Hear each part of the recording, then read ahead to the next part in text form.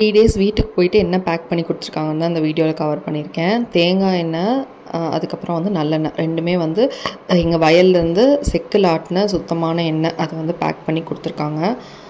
So வீட்டுக்கு நம்ம என்ன தான் இங்கே வாங்கினாலும் வீட்டிலேருந்து கிடைக்கிறது ரொம்ப சுத்தமாக நல்லாயிருக்கும். இது வந்து இடியாப்பம் மாவு, அதுக்கப்புறம் நாட்டு சர்க்கரை, சிகப்பு அவல் இதெல்லாமே அப்பா வந்து கொடுத்துருக்காங்க. அப்புறம் அந்த 2 கவர்லேயும் சர்க்கரையும் வத்தல் வடகம் அந்த இதெல்லாம் இருக்குது. அப்புறம் இந்த சாம்பிராணி ட்ரை பண்ண சூப்பராக இருக்கும் அப்படின்னு சொல்லி அப்பா கொடுத்தாங்க. அண்ட் அந்த பாக்ஸில் இருக்கிறது வந்து சத்து மாவு.